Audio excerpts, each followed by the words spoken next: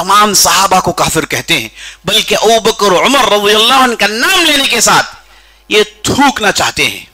یہ مدینہ پہنچتے ہیں اور ابو بکر عمر اور نبی صلی اللہ علیہ وسلم کی قبر کے پاس پہنچتے ہیں اور ابو بکر عمر کے قبر کے پاس نہ سلام کرتے ہیں بلکہ ان کے اکثر بیشتر وہاں پر تھوکنے کی کوشش کرتے ہیں، گویا کہ ان کے اندر اتنی نفرت کہ جیسے ہی نام لے ان لوگوں ان پر تھوکنا چاہتے ہیں، نعوذ باللہ۔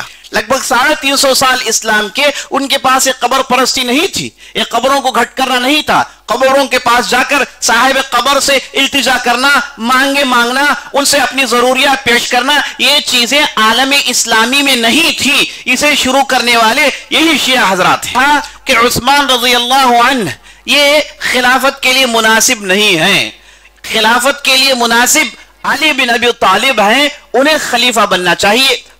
اللہ سبحانہ وتعالیٰ نے قرآن میں کہا کہ اللہ کے علاوہ علم غیب رکھنے والا کوئی اور نہیں، کائنات کے ذرے ذرے پر قابض کنٹرول صرف اللہ کا ہے، یہ اسلامی عقیدہ ہے، اسی کو توحید کہتے ہیں۔ لیکن انہوں نے کہا کہ نہیں، اللہ نے ان 12 اماموں کو پوری ذمہ داری دے دی، وہ سب کچھ چلاتے ہیں۔ نعوذ باللہ، کتنی بگاڑ ہے دیکھیے۔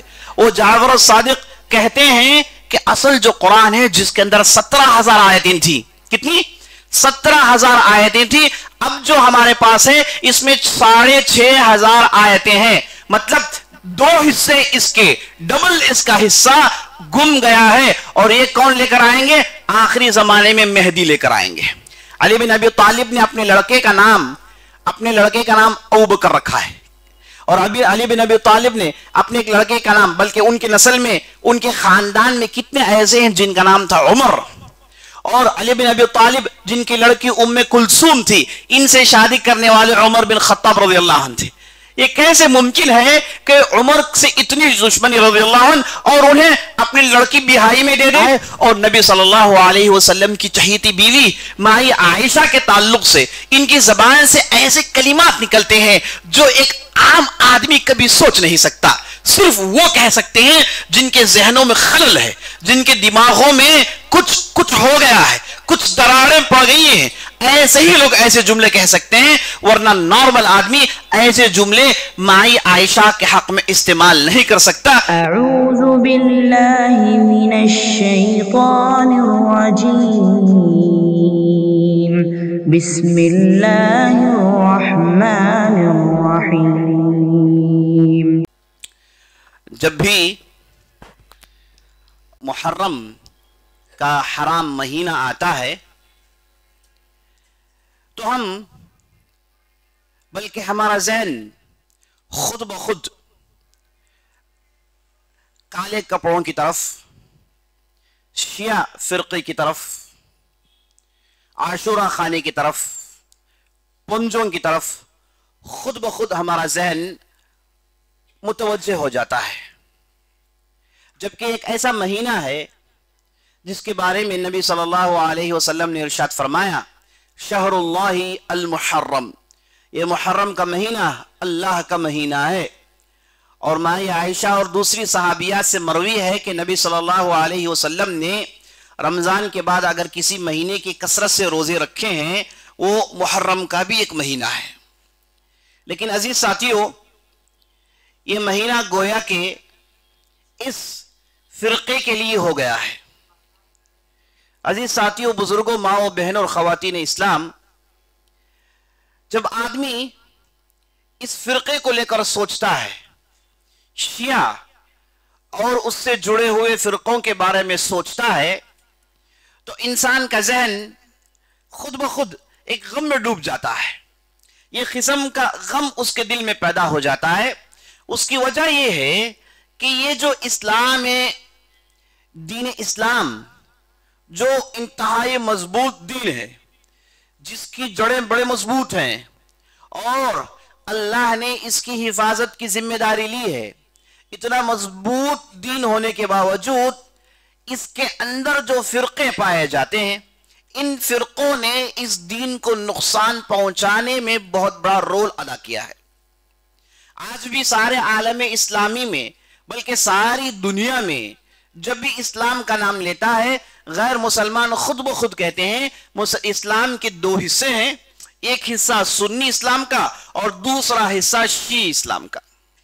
بلکہ بعض نام نہاد لوگ ہندوستان کے جب وہ اسلام قبول کرنا چاہتے تھے تو لوگوں نے یہ کہہ کے انہیں روک دیا کہ مسلمانوں میں دو ہیں، ایک ہے سنی مسلمان اور ایک ہے شیعی مسلمان، تم کس قسم کا اسلام قبول کرنا چاہتے ہو؟ تم سنی بننا چاہتے ہو یا پھر شیعی بننا چاہتے ہو؟ تو وہ صاحب نے اسلام قبول کرنا ہی چھوڑ دیا. تو ان فرقوں نے اسلام کو نقصان پہنچانے میں بہت بڑا کردار ادا کیا ہے. جب بھی اس فرقے کے بارے میں پڑھتے ہیں تو ہمیں بہت ساری باتیں یاد آتی ہیں، لیکن آج اس خطبے میں میں اس فرقے کے 3 بڑے بڑے غلطیوں کی طرف نشاندہی کروں گا. یہ فرقہ آخر کیوں فرقہ بنا؟ یہ فرقہ جس کا آغاز ہوا تھا ایک سیاسی نقطہ نظر سے. ان لوگوں کا کہنا یہ تھا کہ عثمان رضی اللہ عنہ یہ خلافت کے لیے مناسب نہیں ہیں، خلافت کے لیے مناسب علی بن ابی طالب ہیں، انہیں خلیفہ بننا چاہیے چونکہ وہ نبی صلی اللہ علیہ وسلم کے داماد ہیں اور آپ صلی اللہ علیہ وسلم کے خاندان سے ان کا تعلق ہے اور آپ صلی اللہ علیہ وسلم کی چہیتی لڑکی کا شوہر ہے اور یہ مستحق ہے کہ اسے خلافت ملے.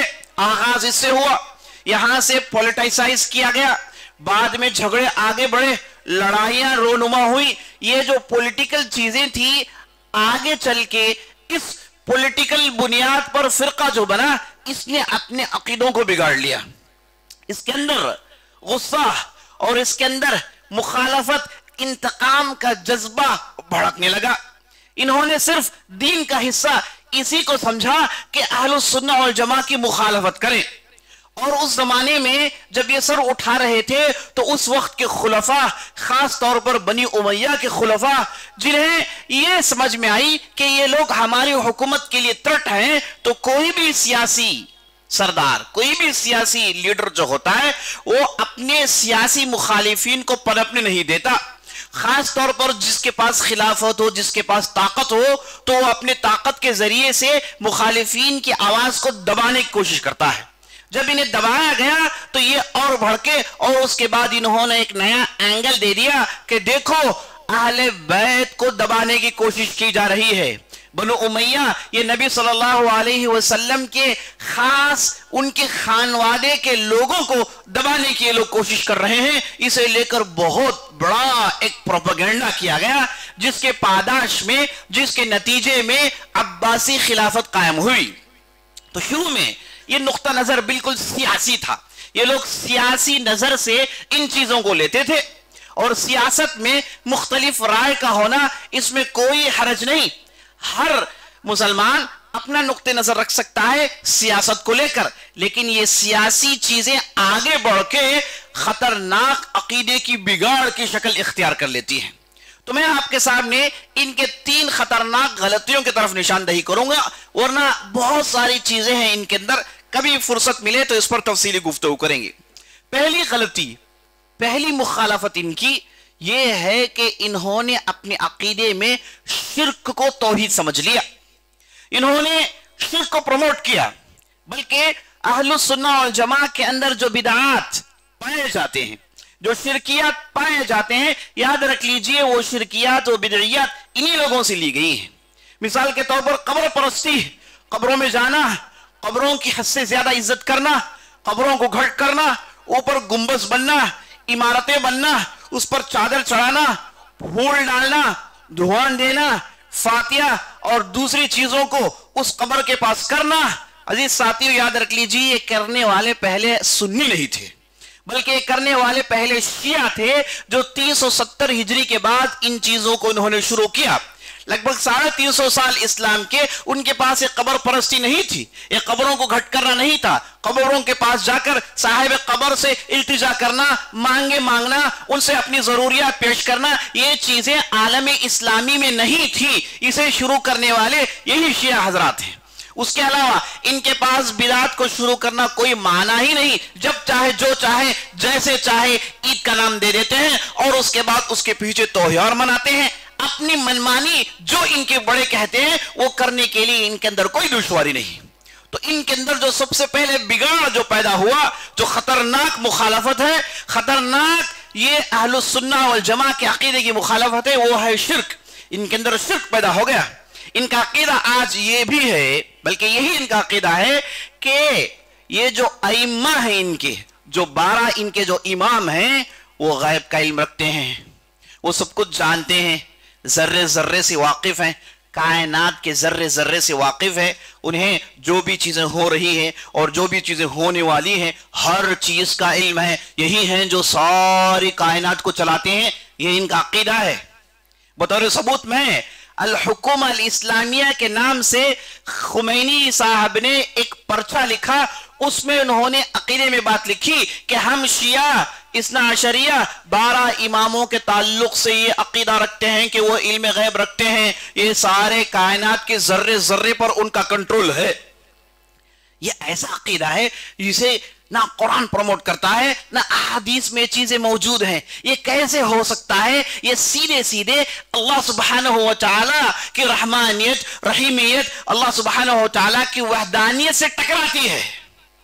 اللہ سبحانہ و تعالیٰ نے قرآن میں کہا کہ اللہ کے علاوہ علم غیب رکھنے والا کوئی اور نہیں. کائنات کے ذرے ذرے پر قابض، کنٹرول صرف اللہ کا ہے.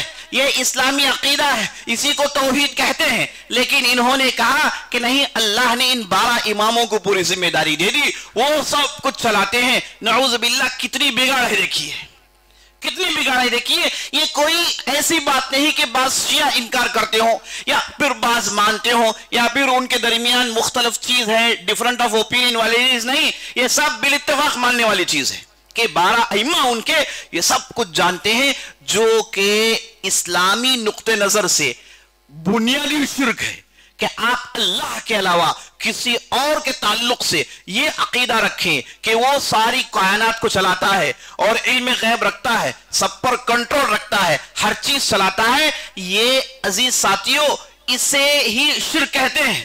تو شیعہ حضرات، ان کے پاس عقیدے میں ایسا شرک موجود ہے.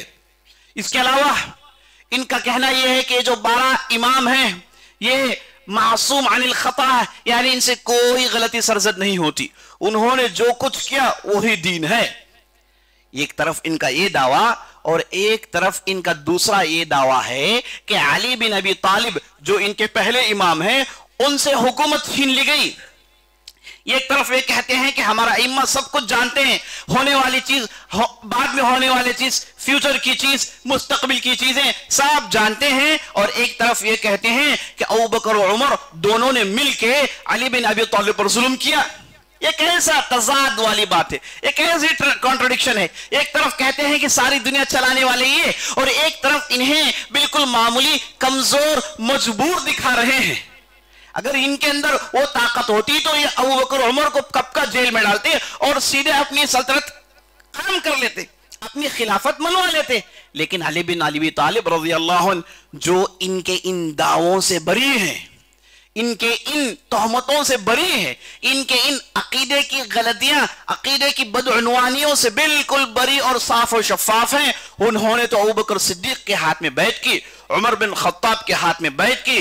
ان دونوں کے لیے زبردست مشیر رہے، زبردست منسٹر رہے. یہاں تک کہ عمر بن خطاب رضی اللہ عنہ کہتے ہیں اگر ابو الحسن نہ ہو تو ہم تو برباد ہو جاتے. عین موقع پر مشورہ دینے والے وہی ہیں. مسئلہ سنگین ہو جائے، ابوبکر عمر دونوں علی بن ابی طالب سے رائے مشورہ لیتے ہیں، اور علی بن ابی طالب نے ان دونوں کے ساتھ پورے سچائی کے ساتھ سلوک کیا. اور عثمان بن عفان کی خلافت جب قائم ہوئی تو ان کے ساتھ بھی علی بن ابی طالب کھڑے ہوئے، اور جب انہیں قتل کیا گیا، ان کے اس گھر کے آس پاس جو فتنہ پرست گھیر لیے تھے، علی بن ابی طالب نے اپنے 2 لڑکے حسن حسین کو ایک دروازے کے پاس تعینات کیا اور کہا کہ دیکھ لو یہاں سے کوئی فتنہ پرست داخل نہ ہو پائے. تو حسن حسین نے عثمان بن عفان کی بھرپور حفاظت کی تھی. اب یہاں پر یہ کہتے ہیں کہ ائمہ پوری طاقت رکھتے ہیں، اور ایک طرف ان کے امام کے تعلق سے کہتے ہیں کہ ان پر ظلم ہوا، اور ان کی بیوی پر نعوذ باللہ فاطمہ رضی اللہ عنہا پر عمر بن خطاب نے ظلم کیا، انہیں فدق کی زمین نہیں دی، ان پر اتنا ظلم کیا گیا کہ ان کے رحم سے بچہ گر گیا. ایک طرف مجبور مظلوم دکھاتے ہیں اور ایک طرف کہتے ہیں کہ یہ ہمارے پہلے امام جو سارے کائنات کو چلاتے ہیں. عزیز ساتھیوں، یہ کانٹرڈکشن کا ایک ملبہ ہے، कॉन्ट्रडिक्शन का एक मजमुआ है। एक तरफ ये कहेंगे और दूसरी तरफ और कहेंगे, इनके अइम्मा एक कहेंगे और इनकी किताबों में बहुत सारी चीजें दूसरी लिखी होंगी। इन चीजों को ये कैसे बैलेंस करते हैं? ये ऐसे बैलेंस करते हैं कि हम अहलुल बैत के दावेदार हैं, अहलुल बैत के नाम से शोर शराबे, अहलुल बैत के नाम से जश्न, अहलुल बैत के नाम से सेलिब्रेशंस, इन चीजों को कर करके लोगों के अंदर अहलुल बैत मजलूम बता के ये अपने मजहब को बाकी रखे हुए हैं। वरना इनकी किताबों में इतनी ज्यादा मुतजाद बातें हैं कि कोई भी अक्लमंद आदमी इन चीजों को कबूल नहीं कर सकता। तो पहली गलती जो इनके पास पाई जाती है वो इनके अकीदों में शिर्क है, जो इस्लाम से दूर दूर तक मैल नहीं खाती। दूसरी गलती उनकी यह है कि हम सब कुरान के ताल्लुक से कहते हैं कि अल्लाह ने कहा कुरान के अंदर, इन्ना नहनु नज़्ज़लना ज़िक्र व इन्ना लहू लहाफ़िज़ून, बिलाशुबा हमने ही इस कुरान को नाजिल किया, बिलाशुबा हम ही इस कुरान की हिफाजत की जिम्मेदारी लेते हैं। तो अल्लाह सुब्हानहू व तआला ने कुरान की मुकम्मल हिफाजत की जिम्मेदारी ली है। कुरान एक ऐसी किताब है सारे कायनात के अंदर जिसके अंदर जरा बराबर भी फर्क पैदा नहीं हो सकता, कोई भी इसके अंदर तब्दीली ला नहीं सकता। अल्लाह ने इसकी जबरदस्त हिफाजत की है, करोड़ों लोग इसे अपने सीने में बसाए हुए हैं। इसके अलावा सारी दुनिया में इस किताब को छाप के हर कोने कोने में किताब मौजूद है। इसके अंदर तब्दीली लाना तकरीबन नामुमकिन है, बल्कि मुस्तहिल है। लेकिन इनका अकीदा आप जानते हैं क्या है? इनका अकीदा ये है, ये कहते हैं कि ये जो कुरान है ये असल में 1/3 है, बाकी 2 हिस्से सुन्नियों ने इसे घुमा दिया है, सुन्नियों ने इसे ज़ाया कर दिया है। ये एक हिस्सा है और दूसरी कुरान के अंदर सूरतें थी जिनका नाम था सूरह अली, सूरह फातिमा, सूरह अहले बैत। ऐसी सूरों के साथ अल्लाह का एक कलाम था, इन सूरों को सुन्नियों ने छुपा दिया। ये कहने वाले कौन है? उनके एक मशहूर इमाम जिनका नाम अल-कुलैनी है, उनकी एक मशहूर किताब है अल-काफी, जो उनके पास सहीहुल बुखारी के मकाम पर है। जैसे हम सहीहुल बुखारी की हदीस आ जाए तो हम मान लेते हैं, तो बिल्कुल उनके पास अल-काफी लिल-कुलैनी एक ऐसी किताब है जिसका वो इनकार नहीं कर सकते। उस किताब में ये बातें लिखी हुई हैं कि ये जो कुरान है इसका एक हिस्सा बाकी है और मजीद 2 हिस्से ये घुमा दिए गए हैं। और एक रिवायत उसमें मनकुल है जिसमें कहा जाता है कि असल कुरान जो था जाफर सादिक से ये रिवायत मरवी है जो उनकी किताब में मौजूद है। वो जाफर सादिक कहते हैं कि असल जो कुरान है जिसके अंदर 17,000 आयतें थी। कितनी? 17,000 आयतें थी। अब जो हमारे पास है इसमें 6,500 आयतें हैं, मतलब 2 हिस्से इसके, डबल इसका हिस्सा गुम गया है। और ये कौन लेकर आएंगे? आखिरी जमाने में मेहदी लेकर आएंगे।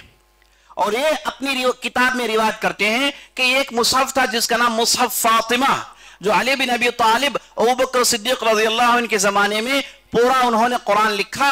और जब कुरान लेकर वो अबू बकर उमर के पास गए तो दोनों ने कुरान खोलकर देखा तो फौरन अली बिन अबी तालिब से कहा कि इसमें मुहाजिरीन अंसार के खिलाफ बहुत सारी बातें हैं, उनकी तो पोल खोली जा रही है। अरे अली, हम इस किताब को शाया नहीं कर सकते।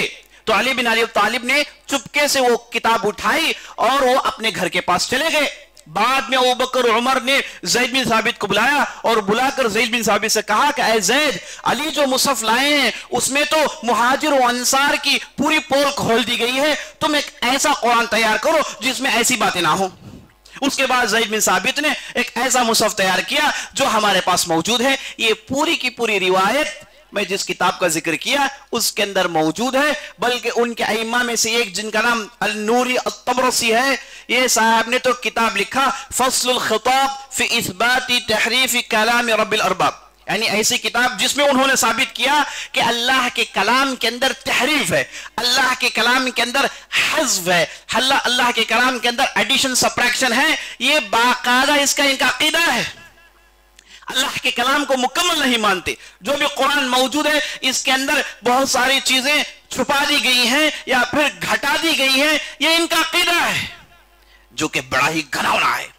ہم مسلمان ساری دنیا کو یہ کہتے ہیں کہ یہ اللہ کا کلام ہے، اس کے اندر حذف، اس کے اندر ڈڈکشن، سبٹریکشن ہو نہیں سکتا، لیکن ایک طرف سے اسلام کا دعویٰ، ایک طرف سے رسول اللہ صلی اللہ علیہ وسلم کی پیروی کا دعویٰ، اور ایک طرف سے قرآن پر ایسا الغار کہ دین کے نام سے کوئی چیز باقی نہیں رہتی۔ اگر قرآن ختم کر دیا جائے تو مسلمانوں کی حفاظت کے لیے، مسلمانوں کی ہدایت کے لیے کون سی چیز باقی رہ جائے گی؟ عزیز ساتھیو بتائیے۔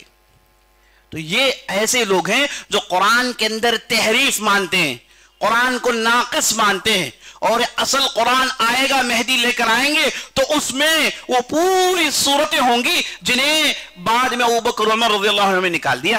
ابوبکر عمر رضی اللہ عنہ کو لے کر ان کی اتنی دشمنی ہے کہ وہ ایک لمبی گفتگو ہو جائے گی۔ تو میں دوسری غلطی ان کی یہ ہے کہ یہ قرآن کو محرف مانتے ہیں، قرآن کو غیر کامل مانتے ہیں، قرآن کے اندر تبدیلی آ گیا ہے یہ ماننے والے ہیں، جو کہ ہم مسلمانوں کے مسلمات میں سے ہیں، یعنی بنیادی عقیدوں میں سے ہیں۔ انہوں نے ہماری بنیادی عقیدوں کو پکڑ کے ہلا دیا تو پھر ان کے پاس نہ اسلام رہا، نہ ان کے پاس کوئی ایمان کی کوئی چیز رہی، نہ ان کے پاس کوئی احسان والی چیز رہی، بلکہ اہل علم نے اس بنیاد پر کہا کہ جو یہ ایمان رکھتا ہے کہ قرآن محرف ہے وہ تو کافر ہے، اس کے کافر ہونے میں ذرا برابر بھی شک نہیں۔ یہ ان کی دوسری غلطی ہے۔ تیسری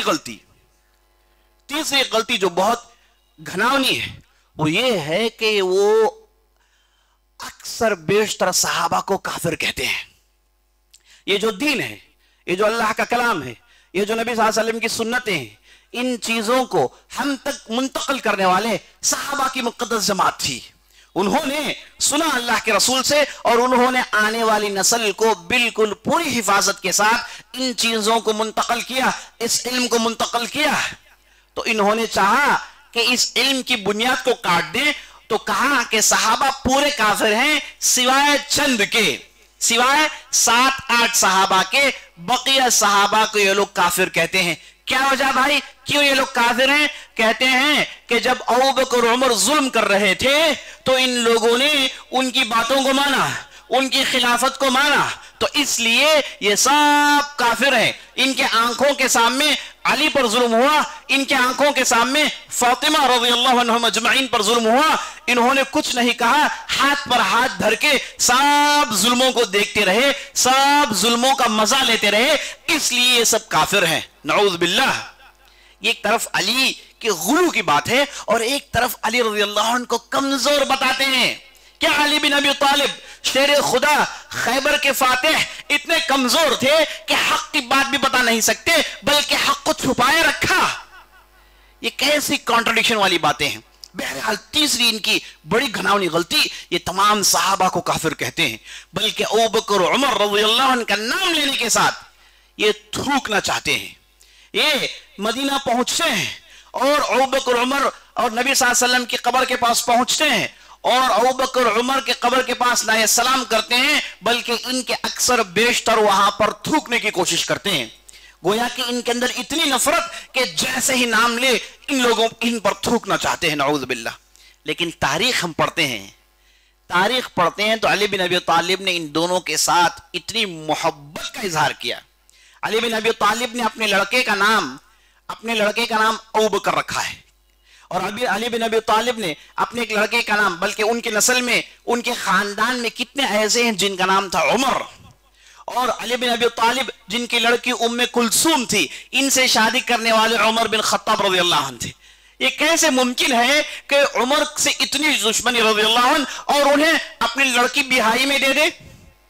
عقل بات قبول نہیں کرتی، لیکن ان کے عقلوں میں پردہ پڑا ہوا ہے، ان چیزوں پر عقل استعمال نہیں کرتے، صرف نفرت کی ان کے اندر ایسی آگ بھڑکتی ہے، ان کے سینے نفرت کے بھٹیاں ہیں، یہ ایسی آگ جھنتے ہیں جس میں انہوں نے لاجک اور دماغ ان چیزوں کو کنارے کر دیا اور صاف صاف کہتے ہیں کہ ابوبکر عمر ان پر لعنت بھیجنی چاہیے، ان پر لعنتیں بھیجتے ہیں۔ تو دوسرے صحابہ کو آپ لے لیجئے، عثمان کے ساتھ بھی یہی رویہ اور دوسرے صحابہ سب کے ساتھ ان کا یہ رویہ ہے، سب کو کافر کہتے ہیں۔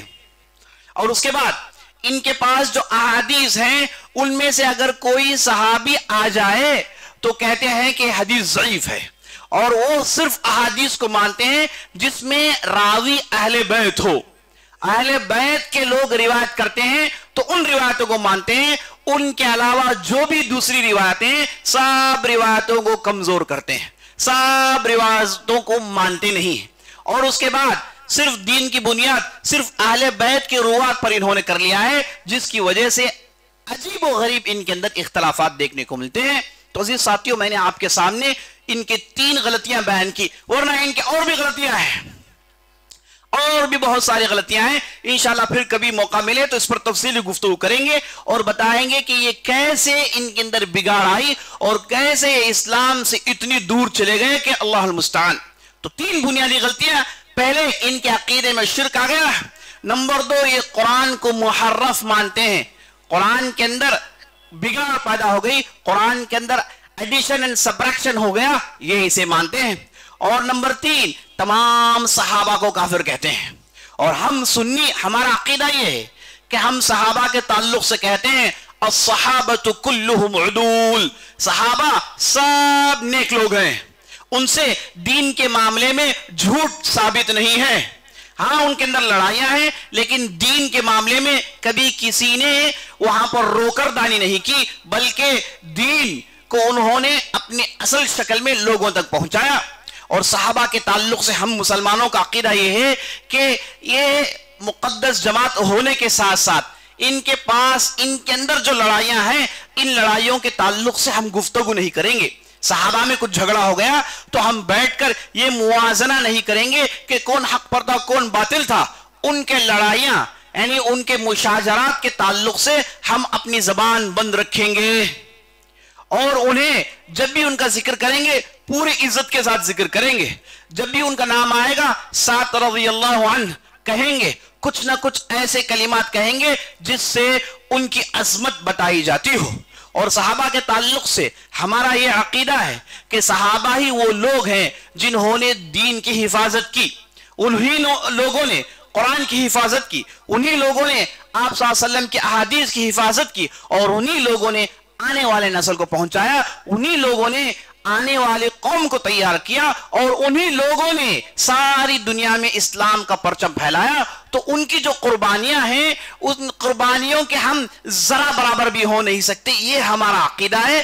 لیکن یہ لوگ ایسے ہیں جو برخلاف انہیں کافر کہنے میں مزہ آتا ہے، ان پر لعنت بھیجنے میں، ان کی مجلسوں میں ان کا نام لے کر ان پر لعنت بھیجنے میں انہیں بڑا مزہ آتا ہے۔ اور نبی صلی اللہ علیہ وسلم کی چہیتی بیوی مائی عائشہ کے تعلق سے ان کی زبان سے ایسے کلمات نکلتے ہیں جو ایک عام آدمی کبھی سوچ نہیں سکتا، صرف وہ کہہ سکتے ہیں جن کے ذہنوں میں خلل ہے، جن کے دماغوں میں کچھ ہو گیا ہے، کچھ دراڑیں پڑ گئی ہیں، ایسے ہی لوگ ایسے جملے کہہ سکتے ہیں، ورنہ نارمل آدمی ایسے جملے مائی عائشہ کے حق میں استعمال نہیں کر سکتا۔ یہ چند باتیں تھی، اللہ سے ہم دعا کرتے ہیں ہم نے جو بھی کہا جو بھی سنا ہے اس کے مطابق عمل کرنے کی توفیق بخشے۔ سبحان ربک رب العزت عما یصفون والسلام علی المرسلین والحمد للہ رب العالمین۔